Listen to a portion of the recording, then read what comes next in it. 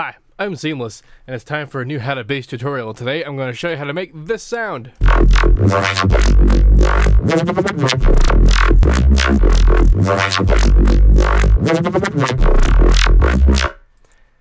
So this is, like the last few how to basses have been, a combination of a modular sound and some digital processing. But in the past, what I've done is I've either have provided a sample pack of like the modular stuff, or I've just not done anything. But this time I've done something a little bit different.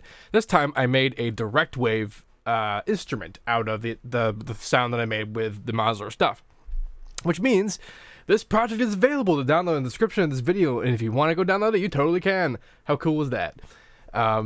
Anyway, what's neat about this deal is that what the original sound was a very unmodulated Reese. This is still on detached, isn't it? It is. I didn't need it to be there anymore. So here's what the mixture looks like. It's a portion of two things. We have the direct wave patch, which is the modular stuff, and then we have a sub. That's what this guy is. I had the subs. I have a bandpass filter because there is a filter going on in the main modulation going on the sub, just so the sub has, it still feels like it's like modulating with sound, but it's clean because that's what we want to have the sub to be clean. But if I disable all the effects, this is what the original guy sounds like.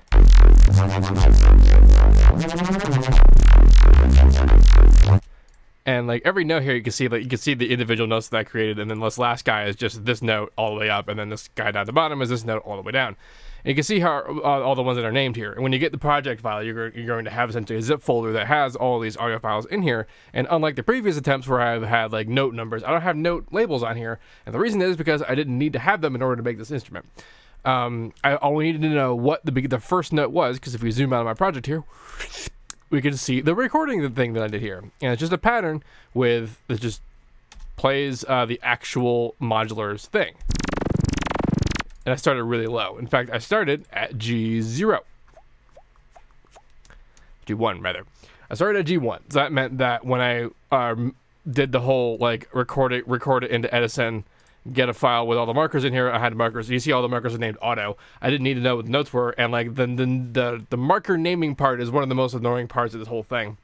Naming the actual files, get the notes values in there, which is important when they're individual files. But if I just know that the first one is G0, and then I'm going to import them as like en masse essentially into direct wave, there's a thing when you do it, it asks you how you want to do it, and then one of the options is as a drum kit. And what that means is individual notes, individual sounds, and this is what I got: individual notes, individual sounds. I went pretty high up.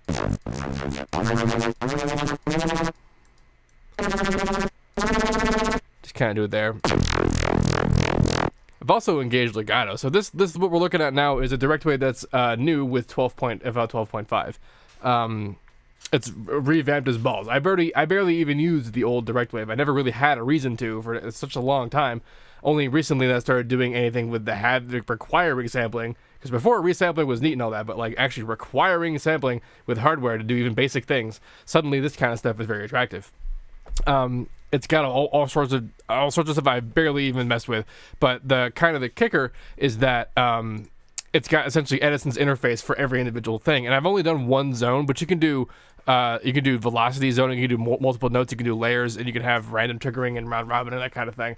And there's amplitude, there's an amp follower, and what's neat, it's a weird thing to point out that there's an amp follower, but there's a mode in there somewhere in the options for it to essentially run real-time modulation much faster, which means that amp follower can be at audio rate motion, which isn't entirely possible with something like the envelope controller inside FL just at large, because while it's fast, it can't be as fast, or at least for any amount of control, for things like just oscillating things, which is neat for internal control because the amp follower can modulate a lot of stuff. There's filters and things, and amplitude, and also just regular old effects, and then there's a mod matrix for all this as well. And this is where you can find things that you have the sources and that kind of deal. In here, the only thing that I really did with any of these is I made a loop. They're all the same length, which mattered for the lower values, because you can see that this being a Reese, the sort of the modulation you can see happening with the spectral mode on in the visual interface. like the thing that modulates happens kind of slowly over time. And this main modulation occurs however it does, but then there's also sort of overarching modulation, which is harder to even hear in the lower versions, but the loops matter a little more because you get there, like you might even want to get those lower levels.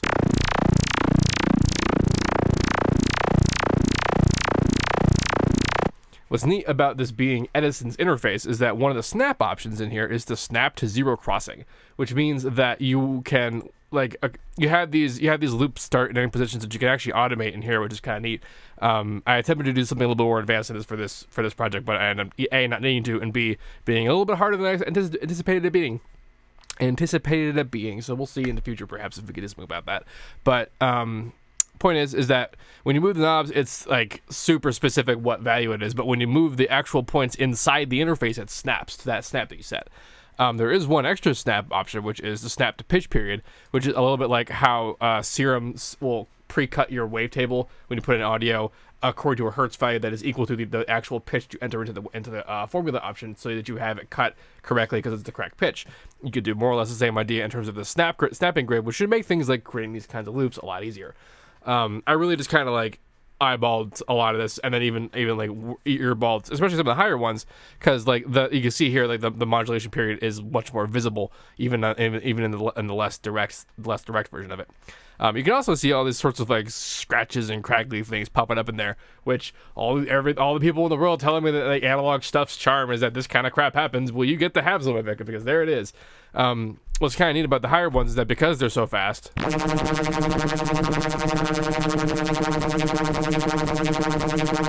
the looping ended up being a lot easier because I ended up getting like many more revolutions of the main modulations in between the main period before stepping it back together. And like I didn't actually do it with this visual mode on, although I probably could have and done it a little bit easier. But the way that I did it was, if you go look at like the regular view, especially with like the lower notes, you could very clearly see each individual like event of the of the waveform going on in there, and you can zoom in, like you can zoom that how far you want to be, and then when you're making the loop on like at this level, you can see, okay, I'm on this side of this event, which is this event, like in its repetition, like in that order. Like there's only so many there, so that like you can kind of pick which one it's there. And it's a little bit like looping a drum loop at this point, like in terms of looking at like transient information and being like, okay, this transient is actually the beginning part of the next loop, so I'm going to go to the one before, and that's where it's like one whole bar of a Reese rotation is. This was kind of important because the each note that goes higher, it goes faster. That loop can't be the same loop for all of them, so it has to have that kind of individual touch. If you want to be like completely perfect, which I'm going to admit right now, these are not. Granted, the notes that I'm playing don't allow them to exist that long anyway. It's really kind of a precaution for if you all want to use it and end up needing to, for some reason, have that kind of sustain. Yeah, so that's the creation of this particular direct wave instrument. This is like step one of direct wave. There's a sound on a note.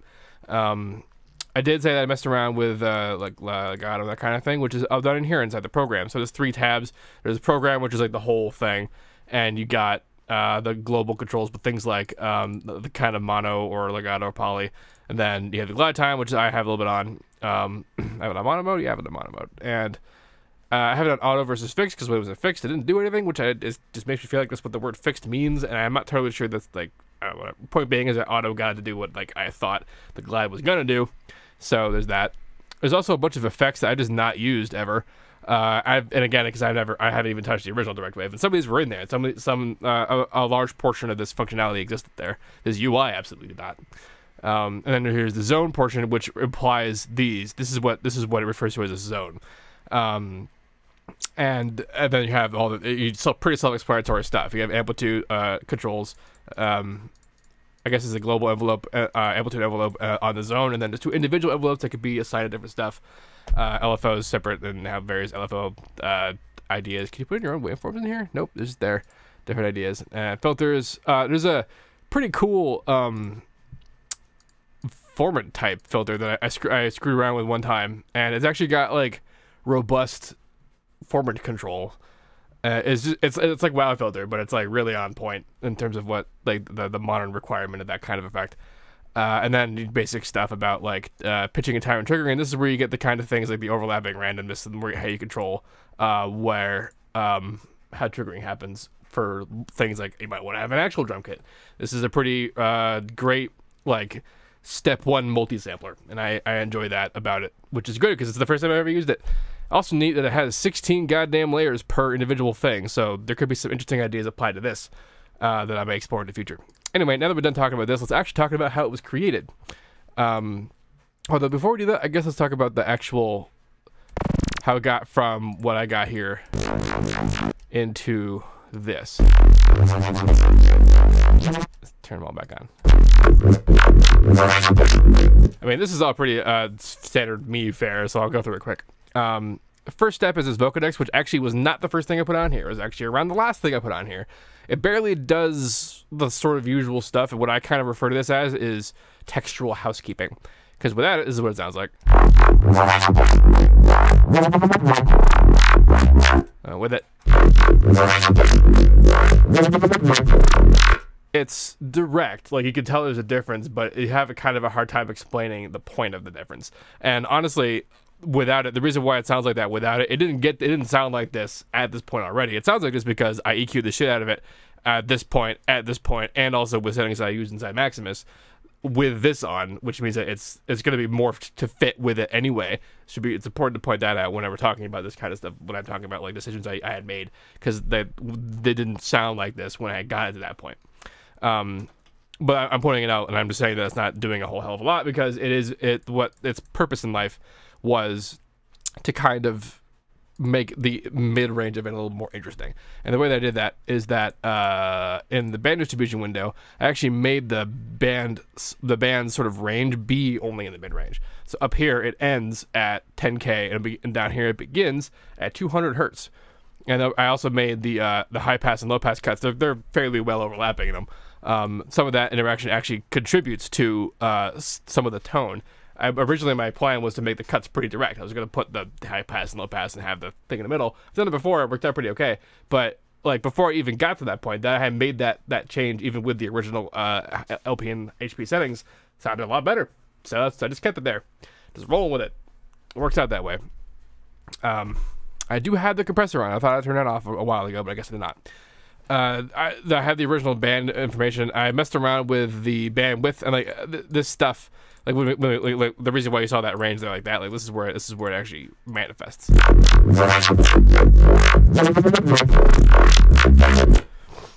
And given that like the original signal is still on the high end and the low end in this, it really is just like a tiny extra like touch on the textural activity of the whole thing.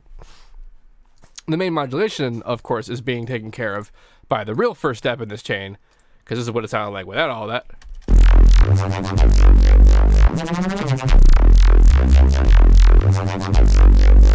Oh, one more important thing to mention about the direct wave. I do actually have something modulating going on in the. I have to go to a sample guy, I guess. That's it here. Yeah. So, is this everything though? Where the heck is it? Point is that I put an LFO on. Here it is. Okay, there it is. I have LFO to sample start, which means that the start position of all the samples, because apparently it's all of them all at once, is changing all over time, but like very slowly and over a very small amount of space. And the reason for that is because I only have one sample for every note, right? So that means that the starts of a lot of notes are going to be the same a lot of the time, but it's a Reese, right? So like at any moment it's more or less what it's going to be, but depending on how fast you're playing certain notes, because like some of these modulations, like this guy, are pretty like you hear the note over a longer period of time because it's the higher note. So where it begins the phase at the very beginning isn't that important because it's going to get there anyway. But when the lower guys,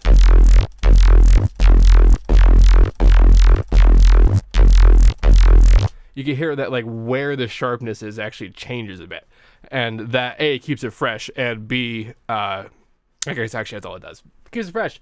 And originally I wanted to actually make a kind of like a wavetable-esque functionality where you have your Reese length loop, perhaps by using that pitch syncing option, and then like you kind of just move the grid around, and then with their start time, so that you can actually kind of modulate where in the Reese you want to start. This is basically as good as that with the looping going on. Like that was the more complicated thing I wanted to do, that and I'm not aiming to do because this is just works out just as well, and B, the setting up automation for that ended up not being as like cleverly easy as I assumed it would be. But yeah. it's important to realize, like, it's also why when I first started this, I let it loop a couple times because it makes it different a few times, like if you go through it. Whew, sweet dolls. All right, so first step, EQ with a bandpass. Ye old regular, like, range 2 or tightness. What the hell is it? Order? Yeah, order 2, which is to say that it bleeds pretty heavily. With the intention, I'm doing this with the intention I'm going to compress the hell out of it, which I do with the Maximus. This is great because we essentially are imparting like the feeling of a bandpass without like losing the nice texture and tone that we had before. You can really accomplish this kind of thing without going through like this incredible pressure with like compression and stuff. But I'm also utilizing the compression to do fun things with the delays and the chorus, or rather the convolver and that kind of thing, which I'll show you. So here's what this sounds like with the bandpass.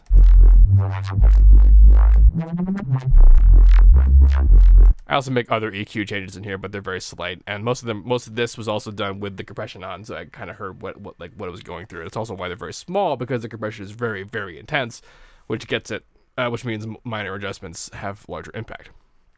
The next step was to compress it, and we get this Maximus that's doing the job.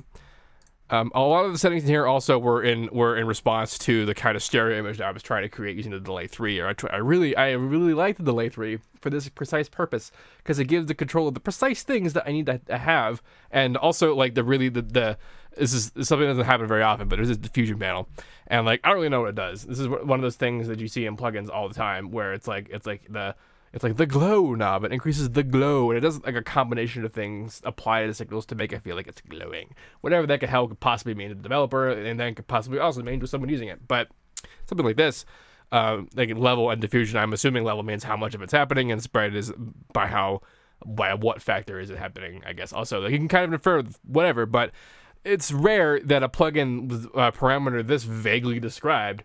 I don't know how well described it is. I haven't actually read the manuals. Never mind about that, but like what I'm saying is it's rare that like something this buzzwordy actually does what it says it does. It diffuses the hell out of the stereo spectrum, and like spreads it nicely, and like it solves the exact problems that you would have if you tried to do this with say like the delay bank, the old delay go-to in FL. Not because you couldn't do it with that, but because you would have to go through a lot more work to do that kind of thing. And here is just a knob that just does it, and I really enjoy that aspect of it. Yeah. Let's talk about the compression anyway. But like, so like the settings, like the stereo settings don't do anything right now because this is a mono signal being processed by stuff, so nothing's really happening. But I mean, it's really pretty basic stuff. I put the low cut up pretty high, although this ended up not being totally necessary. I wanted to see if I could be clever and save the low end in this without having to separate the sub, but no, that was never going to happen. Yeah. The mids aren't that totally whatever, but the highs actually had kind of an issue, just because of the specific method of processing that was done that did all this in the actual in the synths, because it's filter FM. I'm using CV, putting a waveform into cutoff of a low pass filter that's modulating it alongside the rest of the sound, and with very high resonance and very high resonance drive, which is something that the Korgasmatron has. We'll talk about that when we get to the modular half of this video. But the beautiful thing about that is it's a special kind of sharp, and the unfortunate thing about it is that it manifests in extremely powerful high frequencies, and because of the fact that none of these things are phase locked, because of course they're not. It doesn't always show up in the same exact spot in the high frequencies, which means no one EQing decision is going to work out. This is actually something that DSers are pretty good at, because this is a similar problem you have with like the sibilance in your voice when you have all that crap going on up there. Different people have it show up in different ranges and whatnot, and like there's a very high frequency burst that actually has pretty high level. And the way that you deal with that is you just have a very narrow band compressor that's on the exact area, and you kind of cut it off, and it levels out. Doing a little bit of that, but only basically in the entire range of the high frequencies.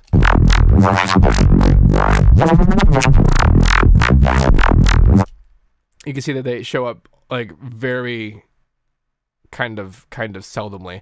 Had to be pulled up pretty high anyway. Some of that's a little bit helped with the addition of the other guys. Like when the whole thing's together, there's more high frequency stuff because it's with the reverb, but the reverb isn't as stupidly sharp as some of the higher peaks in there. Some of the EQ nodes that are happening up here are here specifically to mitigate some of that, because it was pretty powerful at one point.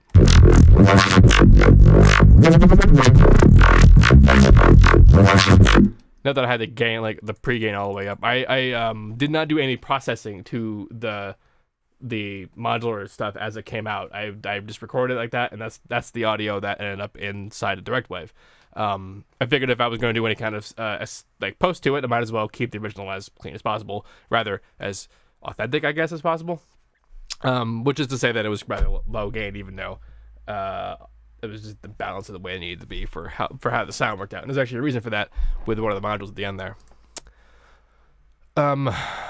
Right. So the delays and jazz. So the way that these guys work, which is neat, is you can modulate the time and the actual like core parameters of the delay in real time, which the previous FL delays wouldn't let you do. This opens up some fun things. Like I'm actually modulating internally the time with its own LFO, and like that effect by itself, like okay, let's actually demonstrate this on something like naked, because it's hard. It'll be hard to differentiate the original. What the exact changes, because I wanted it to add air. Like I'm doing this to create a stereo field, but I still like the original content enough to have it be kind of its own thing and not be eaten by it. Right, so here's your default delay being a delay, and then I turned off tempo sync, and you get that. And if you let the modulation, so the modulation right now can either internally modulate the time, which is the knob we were just moving around, or the cutoff, which is the filter cutoff, this guy over here.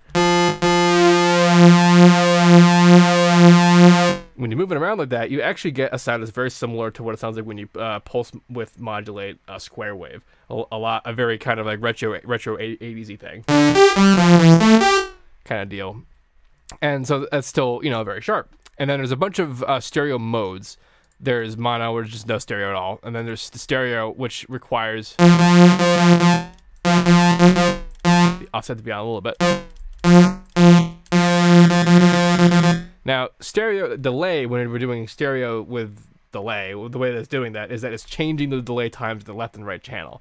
It's delaying one of them or the other one so that they happen one before the other instead of at the same time, and that gets us the feeling of the stereo thing.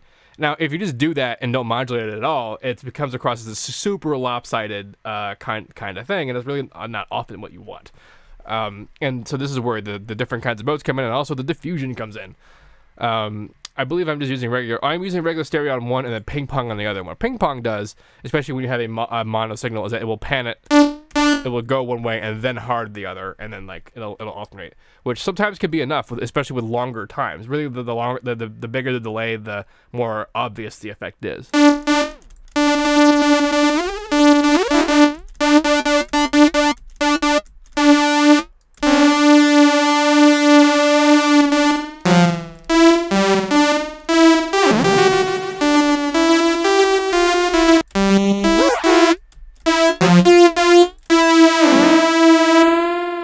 And then there's the feedback knob, which is basically the decay of how many voices you'll be hearing overall.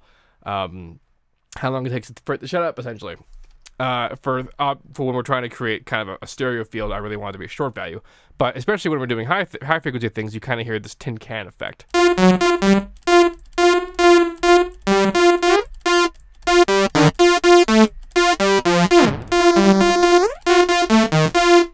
This diffusion's actually doing a pretty good job of handling that. See what I mean? It does the job. It diffuses it. It diffuses the exact problems you have with this sort of stuff. I didn't even mess around with fun things like what you could do with the feedback and the filtering, but the filtering is sort of the next part where like you engage things like the bandpass filter.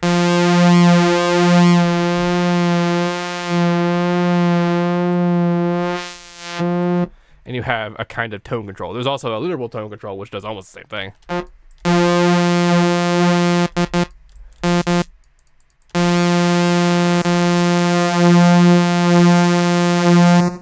It's like a darkness brightness knob, which really just means it weighs heavily on the bright or the dark side of the spectrum. Haha, a dark side of the spectrum, also known as the bass. Yeah, so those are all the various controls of what they do and how they apply to things, and that's what they're applying onto the bass. So this guy, this first dude,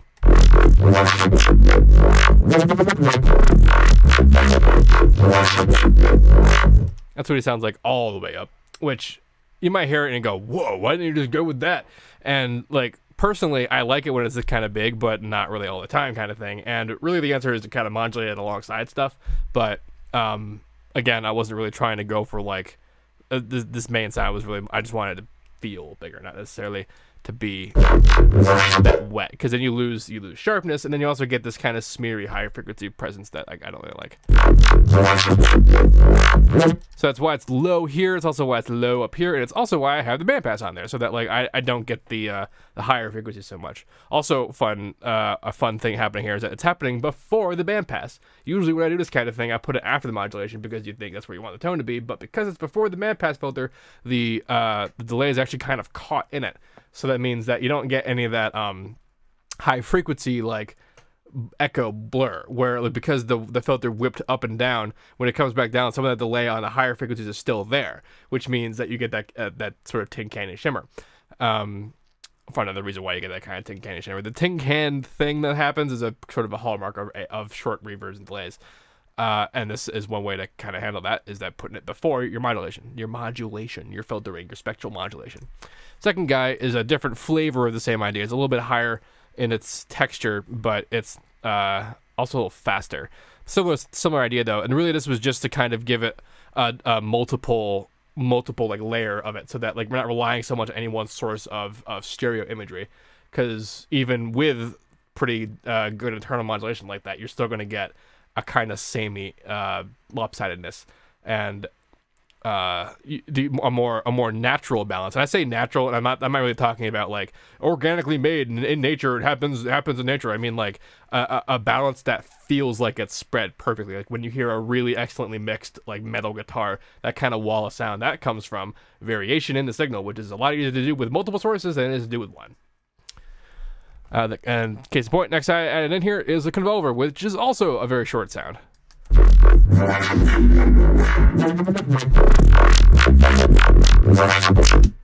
This guy is fun because I'm messing around with the spectral EQ, which like what kind of EQs are going to be. But the idea being that there's already a lot of formatty stuff happening in here for various reasons, and this kind of adds to it by cutting holes in that particular area where things happen. It was entirely arbitrary. I just like, put them down, and it just adds a little extra layer of complexity to that feeling.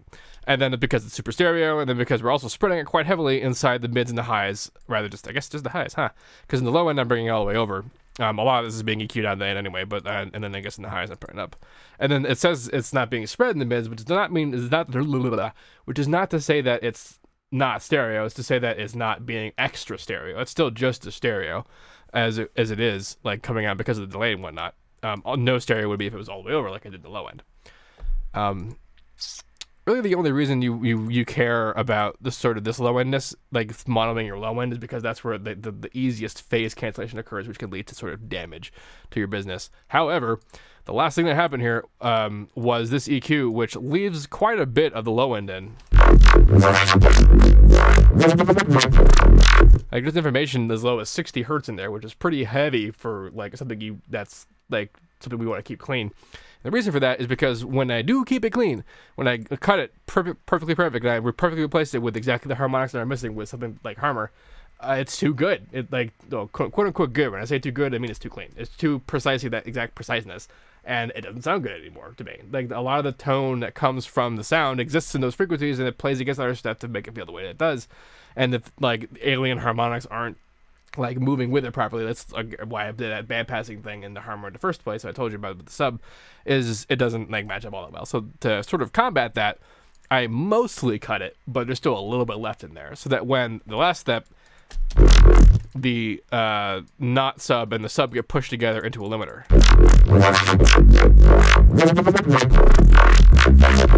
So that means that we're going to get interplay between the harmonic activity of the perfect sub, mostly from the perfect sub. You can even see it happening actually when I don't play it in the higher up here in the spectral view up there. That's the sub activity, and then here's the sub.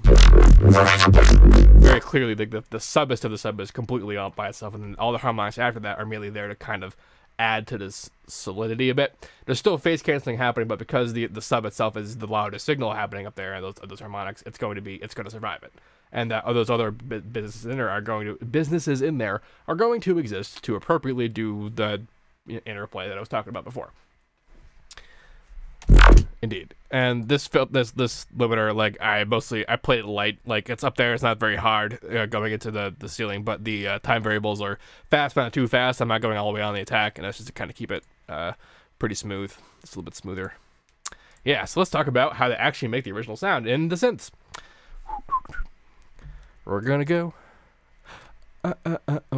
yeah. This is like the setup, but we're gonna go the other way around. Flip and dip. Alright. So last time we saw this, we were looking at just the one box, the one case down here. I do have two of these whole cases, but with a bunch of units that I don't really use very often. So I condense it to really the guys that I'm using sort of at the core. And for the time being, that's mostly processing guys and these sort of utility dudes. But for this guy, I really wanted to have a sound that was originating from the hardware to then mess with digitally in a multi-sampled plugin environment. So that meant using actual oscillators. And these guys are all the oscillators. I just put them in my old skiff so that I could just have them there without having the whole case. Missing conspicuously is the Moog Mother 32, but it's just not worth getting out that whole case just for that guy for the time being. I'll figure out a better solution soon. So yeah, I'm gonna give a brief overview of what all the connections mean in a global sense, and then we'll kind of go in an individual plugin sense. Over here is where the signal begins. This unit over here is an iConnect MIDI 2, and its job, its sort of claim to fame is that it has two USB outs on it. Let's actually get the camera over here, dude, because I can do that. Yeah. Yep, it's got two USB outs, a master and a slave, and the master is actually going to the Expert Sleeper's FH1 USB controller. Okay, gotta use both hands. There we go. So that's how it's connecting to this guy, and that's how the MIDI is coming from FL into this dude. Up here in 1 and 2 is the pitch and the gate. This dude is the connection of the pitch, and it's going to this buffered mult. The difference between a buffered mult and an unbuffered mult, like this guy, can you even see that? There we go. So these long strips of dude up here, are unpowered little dumb things that don't even have connections in the inside, and are just strips of 8 connections. And what they are is that you put one into one of them, and then the other 3 put out a clone of that signal. It's called a mult for multiply a signal. This guy is a buffered mult, and the difference is that this dude is powered, and what that means is that it will ensure that the signal that comes out is an exact copy, versus the other guy where the more you clone out of that signal, the less powerful it is, even across older connections, which means that for something like pitch, which is controlled by a measured amplitude change in voltage, can actually be affected if it ends up being degraded, where the curve then is lessened, which changes what the pitch is, and could even be out of tune. So for important stuff like cloning pitch a lot, which I'm doing here, I wanted to do with the buffered mult. And what's happening is that every single one of these guys here is going into the 1 volt per octave output of the various oscillators, which are all up here. Rotate, vertical, move back a bit, come up, yeah. I'm getting used to this thing. It's happening. Right on. Okay, so all these bloogies, are going up into being the 1 volt per octave connection. This is the DPO, the one that's doing the generation of the main sound, but also a lot of the modulation. This is the Sputnik dual oscillator, Sputnik modular dual oscillator. It's really only putting out one thing, but you know, this is a Pittsburgh oscillator. It's also putting out just one thing. That's what's kind of going out there. It's going into the filter, and then into the torpedo, being modulated by the various modulation sources as well. Also in the filter. This is where the filter FM is happening. And then it's coming out of there and going into this triple bipolar VCA. I'm only using one of them, but it is one of 3, hence being called triple. Sure. This breakout going on over here to my phase shifter is actually one of the modulation sources. We'll talk about that in a second when we go through it all. But in the end, it goes out into the VCA. It just goes out, and then the gate is just directly controlling it. I actually don't have any of my envelopes set up, and I can't. Oh, I do have. Look at that, my quad VCA right the hell up here. I just totally forgot I installed that. But if I did, I would have put a thing over there to make it less jagged, but it doesn't actually matter how jagged it is. It came out just fine. So that is the whole setup, but let's go individually over what all is happening. So first step on Ye Bass Quest, I'm gonna do this. I'm gonna do this and then that. Yeah. Come on. Cool. First step on the bass quest is this, the Make Noise Dpo. What I'm going to do is I'm going to take this guy as the final output. I'm going to unplug it from the filter in, which is going its original course. Go into the VCA so that when we play it, we're only going to hear this guy. I'm going to go back into FL for a tick. I'm going to disengage all the various effects. I'm just going to... Don't need that on. And then we're going to go put on... Actually, let's keep using this guy. Actually, it doesn't... It's not triggering it. Derp. Yeah, I didn't actually need to change anything.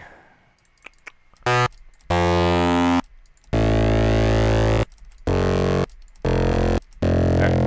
So here's what that one note sounds like coming out of just the DPO versus what we were hearing earlier. This is where it all came in, and this is where I ended up recording it. You can see all... I like how the harmonics rise over time because that's what happened. Yeah, man. Let's go back to the synths. Dupe. So this is what the VCO sounds like. On the inputs here, there's actually two 1 volt per octave inputs because there are two oscillators. The main... oops, I just moved this knob. That's fine now.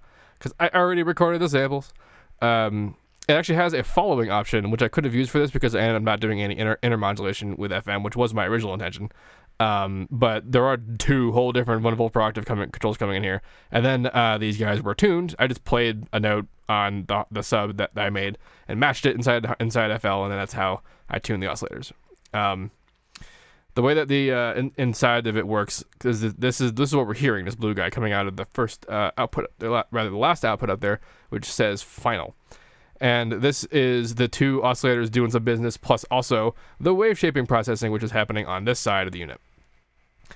You can see I have this cable coming up in the shape, and this is that modulation I was talking about. This orange cable is the saw wave coming out of oscillator 1 and coming all the way down here into the phase shifter. And it's just going, it's a phaser. It's just going into phaser, doing phasery things, very light phasery things, because this is the resonance, and that means like lower levels you get what sounds like what we expect to be a phaser, and high levels you get ringy, resonant, broken stuff, because that's how this stuff rolls. But point is that isn't something we're hearing. This is something that's coming in as a modulation source, so it's doing some funky stuff.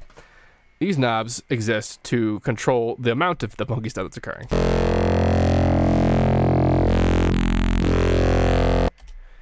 In terms of the modulation input, this is the actual position of the whole thing. And what this is between two different wave shaping shapes.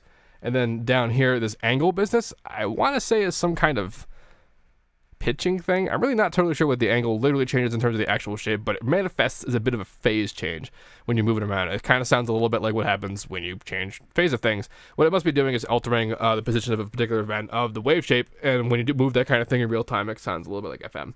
Or like pulse width modulation. It's another thing. It's like just moving an event in real time. Because you're changing the phase of the event. And that gets you that. So that's sort of what that guy does, but it's not being modulated. It's just there. It's continuing to be solid. So it's really just being in a position and sounding okay. And over here we have folding, which folding is interesting.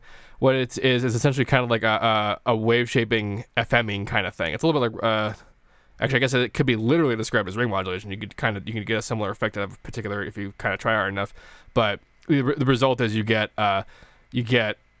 essentially accentuated harmonics out of how hard you fold it. And this guy is being modulated. And this one is being modulated by another wave shaper another waveform from oscillator 1, in this case, the sine wave.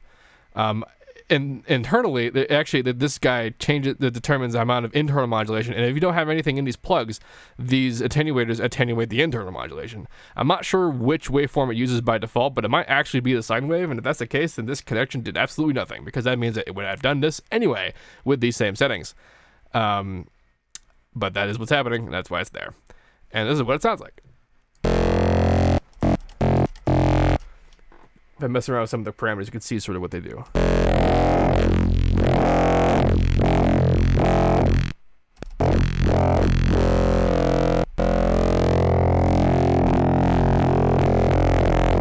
See how you kind of can't really tell this is doing anything unless I move it. That's sort of a hallmark of a phase-ish, like kind of change, an event-based change, precision change.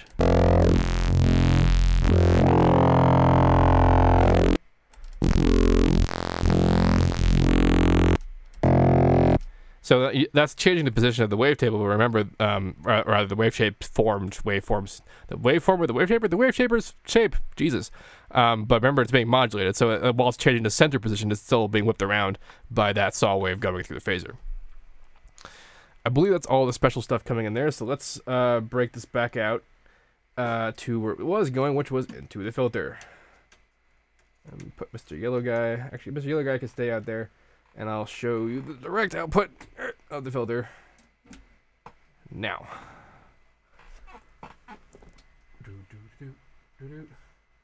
I'm getting the hang of this camera configurating. Configurating. Yeah, okay. Alright, filter. So, this is pretty much my favorite. This is my main filter. And the thing about hardware filters, especially analog ones, is that every one of them sounds different. And I really didn't take a lot of stock in that statement the first time I heard it. And when everyone who's ever used these things told me that exact thing when talking about filters, because I'm used to a filter in the digital world sounding precisely how it sounds like, and the idea that if I really tried hard enough, I could really recreate any kind of filter I wanted with enough other filters.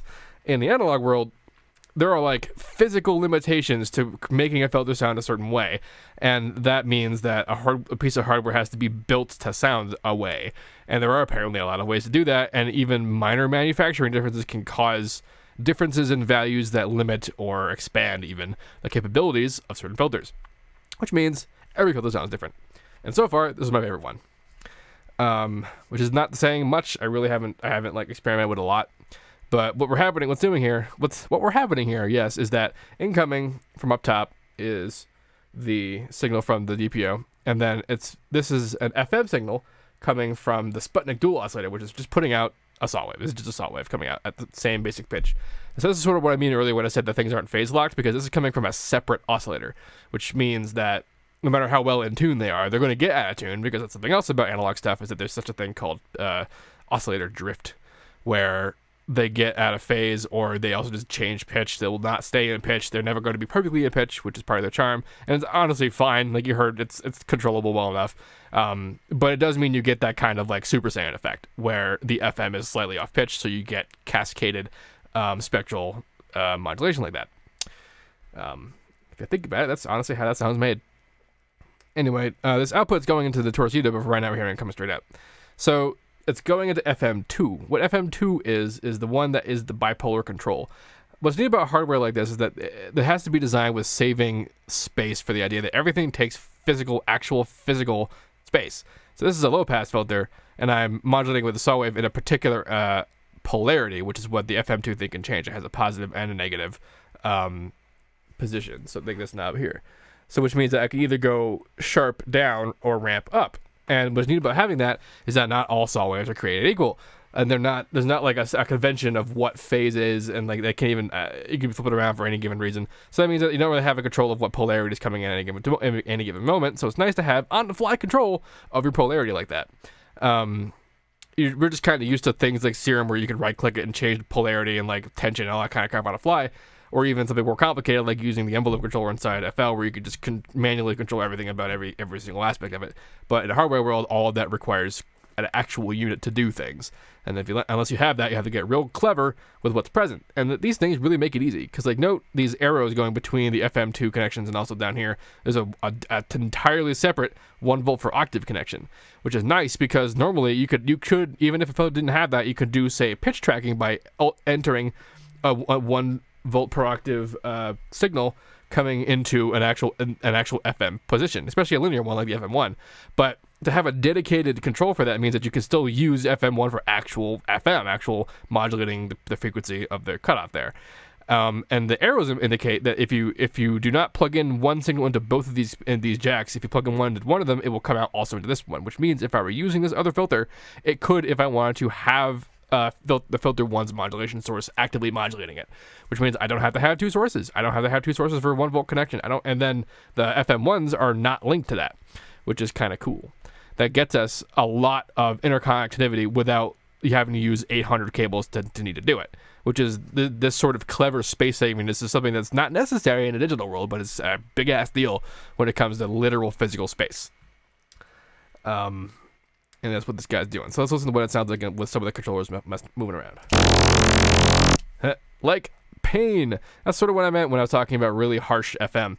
Really high Q values get when they're pushed to that hard tear kind of readily, and that sounds really nice, but it's actually really hard to get a discernible note out of it, because if you go too hard, it's kind of all you hear. But if you go too low, you don't hear it at all.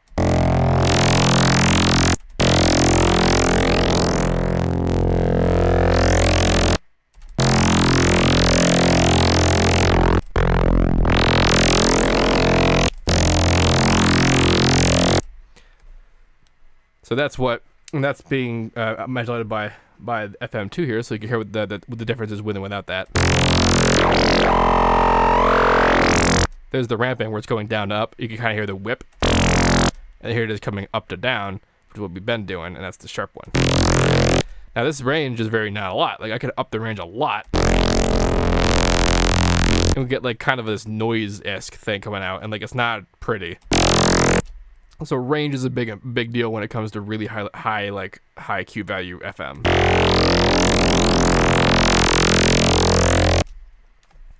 So that's what the filter's doing. Next step is it goes into the torpedo, which is situated right above it. Dook. Dook.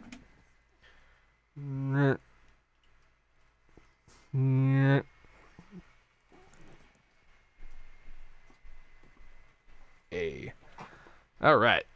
So here's what it sounds like with the torpedo. Yes, I did. Did I do it right? Yes, I did. So we've messed with this guy before, and this guy has the same basic controls as the DPO and the filter, which is to say that like they all do, because this is how CV control stuff works. You get a CV input, and maybe you get an attenuator, and sometimes you don't. Like, for example, here's the dry wet knob, and there is a CV thing for the dry wet knob, but there's no attenuator, which means if I wanted it attenuated, I'd have to use a separate thing to do that, which is why I have a whole bunch of these 6x VCAs. So this is actually like a modular mixer, right? It's basically built in to do mixing things, but you can also use them as 6 individual VCAs. And that's really what I use it for, like especially when I'm getting complicated with original generation, which is to say using hardware synthesis fully, because a lot of that crops up where like I really want to modulate that parameter sometimes, but I can't like have the granular control of it without being able to attenuate its level, and that means having to attenuate its level. That's what the VCA does.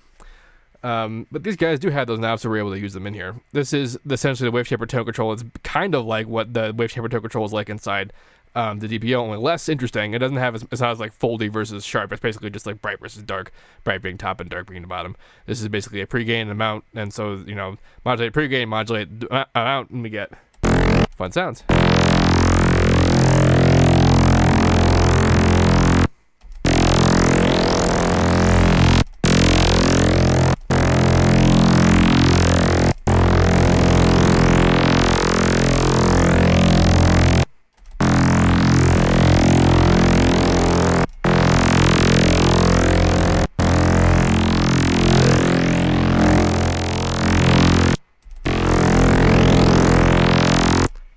Combination of the original wet and the sort of crunchy dry, rather the exact opposite of what I just said. The original dry and the crunchy wet gets us the tone that we're getting here.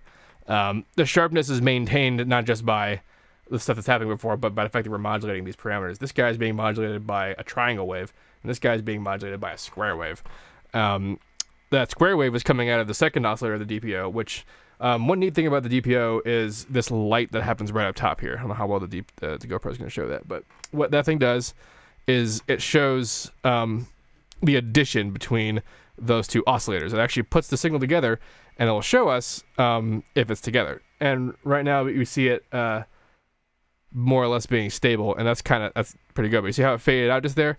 That's it phase canceling because the two signals coming together are not perfectly in pitch. But taking that long to phase out is an indication that it's pretty well in tune.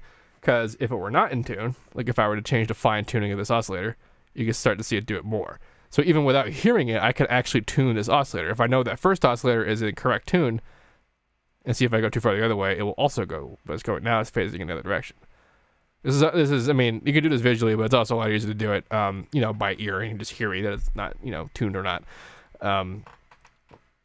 So yeah, that's how we're able to sort of tell that it's tuned up. But no matter how well that's tuned, it's gonna be different, which means that when you modulate any parameter of the FM, like just, and this is true about anything, like if you FM anything, including digital environments, and the pitches are different, you're going to get that super satiety Ricci effect.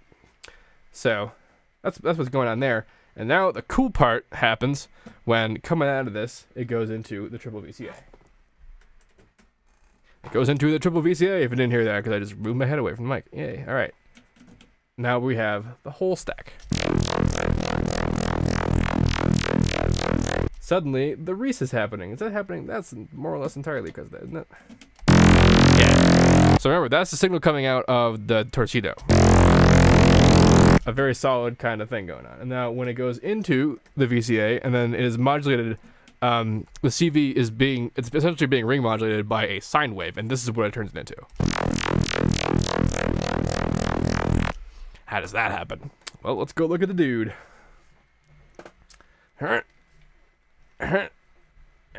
Okay, yeah. It's really not much to show about this dude. Actually, you see this this light going on around here like that? That's the same concept as what was happening inside the DPO, only that's just the total signal. So it's like, it's going to show you the addition of everything, which means if you have more than one circulator, it'll just do that, so you can see it.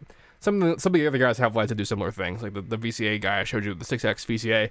The main out actually has lights of positive and negative polarity, so it can determine which one does that. Same deal with actually some of the Expert Sleepers hardware, but we're digressing. Inputs are there's actually input, there's CV, and an output. This is going to the VCA up front, which is going right into out. So this is the end of the chain modular-wise. And here comes the input signal. So these two knobs are just saying this is the input of the main, and this is the CV input. This input is coming into the positive bias. I wonder if we can get that far enough down in there to actually read this.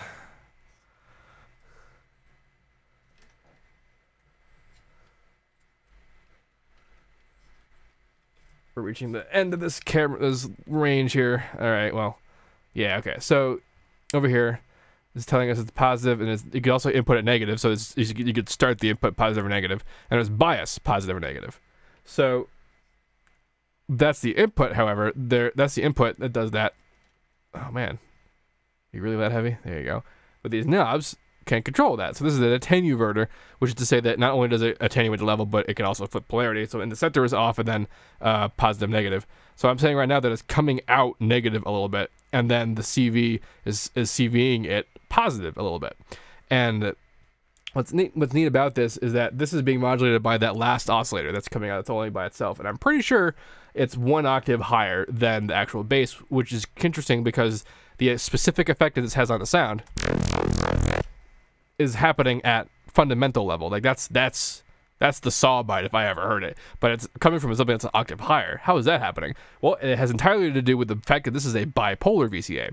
The opposite of that being a unipolar VCA is one where the VCA's idea of 0 is the bottom and the idea of 100 is the top, where a bipolar VCA is the idea of 0 is the center, and then there's a positive 100 and a negative 100.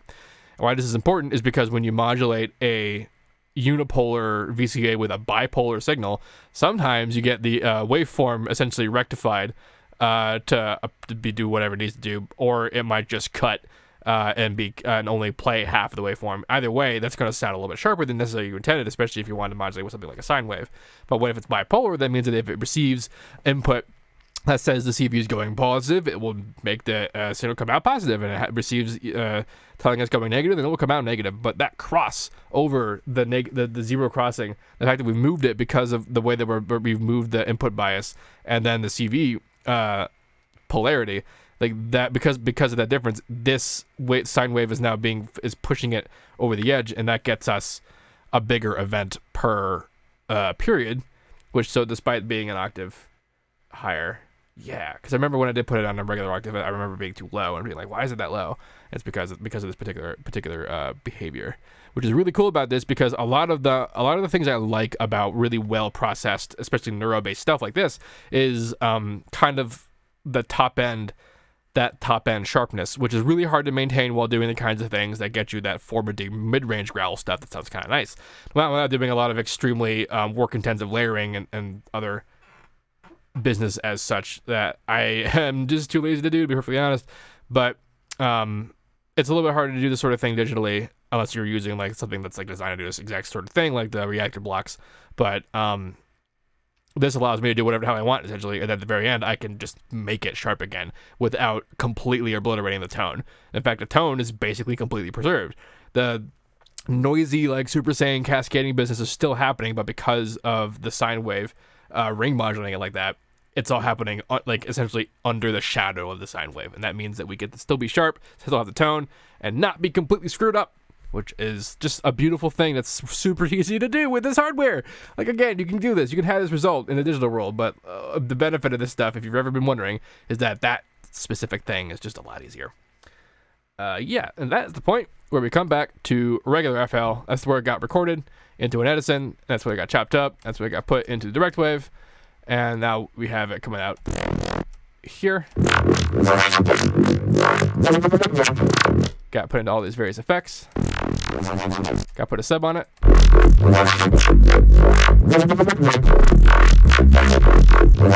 And got compressed, and now here we are. And that is the story of this bass. And we're back. Look at that. Didn't have to cut it, edit it, or anything. Everything can happen live for pretty much ever.